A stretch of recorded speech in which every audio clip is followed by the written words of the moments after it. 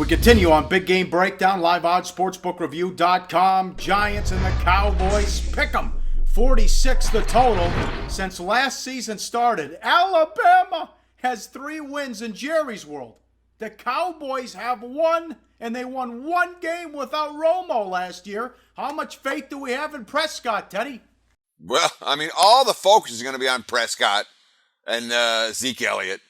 But when you're talking about a rookie quarterback and a rookie running back that are expected to run a bunch of read option, what are we really talking about? The NFL's best offensive line up front to set the tempo. You can look at them right here. This offensive line for Dallas, it's all high draft choices. They've been road graders, and they have been absolute difference makers. When the Cowboys have been good the last couple of years, it's been because this offensive line has made everything easier for everyone in that offense. Hasn't stopped Tony Romo from getting hurt. But in this instance, it's at least going to allow Dak Prescott and Zeke Elliott to get some opportunities to be effective. But let's not forget how effective Prescott's going to be. Let's put it this way. He has not seen anything resembling a Steve Spagnuolo blitzing defense at any point in the preseason, and probably not at any point even against the SEC defenses he was having some success against in college. Teddy, why the issues at home? Garrett 7-22 ATS at home. What is it? There's a number of different factors. Okay, some of it's static. All right. Some of it is that Dallas has been favored by 6. They've been winning by 5. Some of it, on a fairly consistent basis. So when I say static, that means some of it is just your normal random variance. That any team, at any given point, some team's going to be on a strong point spread run at home. Some team's going to be on a weak point spread run at home.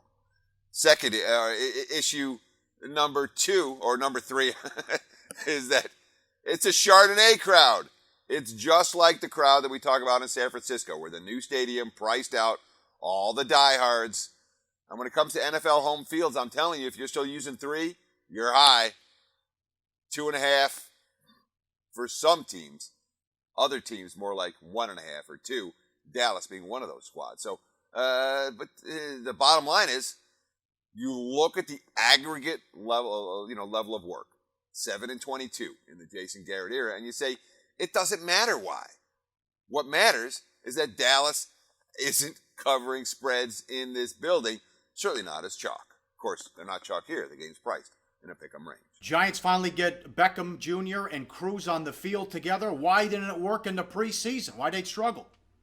Well, Cruz hasn't been healthy.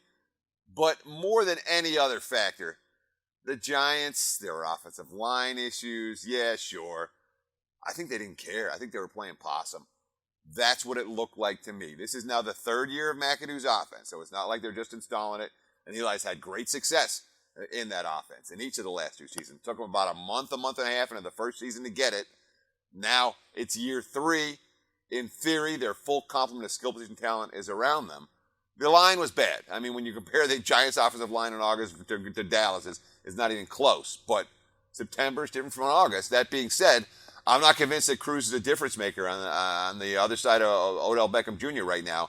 And I continue to worry about that Giants' offensive line, even if their defense is able to step up and play well.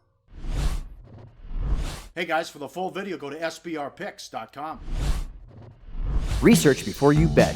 Be sure to check out SBR Picks for the best game predictions, breakdowns, and much, much more.